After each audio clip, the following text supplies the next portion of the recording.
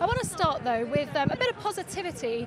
David Moyes last Saturday projected himself into third in the all-time Premier League appearances for managers in the company of Arsene Wenger and Sir Alex Ferguson. It doesn't get too much better than that, does it? What do you rate? How do you rate him? Some great names there to be amongst. When I look at it, I feel that he's done himself proud, doesn't he? Obviously at Everton, he was obviously before that Preston North East.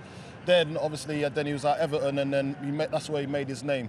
Going on to then Man United, and then doing what he done there, and then actually trying his hand over abroad as well in Spain. Real Sociedad, yeah. Tough times for him at both those two clubs, but his stock was so high at Everton, and he's had some good times here as well, hasn't he? He has. He has a wealth of knowledge, and in pressure situations like we are now, I think that's when you call upon that knowledge and that experience. And I don't think West Ham are going to make any rash decisions until the end of the season, if there is.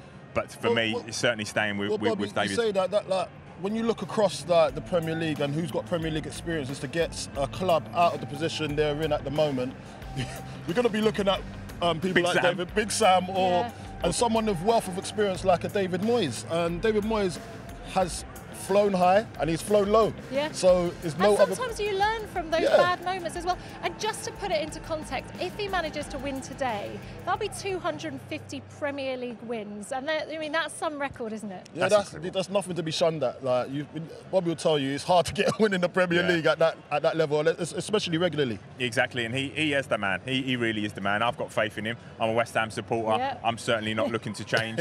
I think it's a matter of time. A lot of new faces still over the last year, and I think it's a case of bedding in. The highs of last season as well, and the last couple of years, to be honest, have been very successful. And when you get a little blip, it does take character, and it takes character in the changing room. It takes the coaching staff as well to all be finely tuned, focused on one goal, and that's staying in the Premier League. And I think they got that, and I think they've got enough. Yeah. Today, London derby. Oh, it's huge. Interesting game. And listen, form, everything goes out the window. It does, doesn't it? On a London derby or any derby. So, listen, it can go any way, and I'm certainly hoping for the Hammers. I mean, I don't want to put a down on it, but just to point out that of those managers down at the bottom, I mean, we are a sacking culture in the Premier League, and all of those managers have lost their jobs.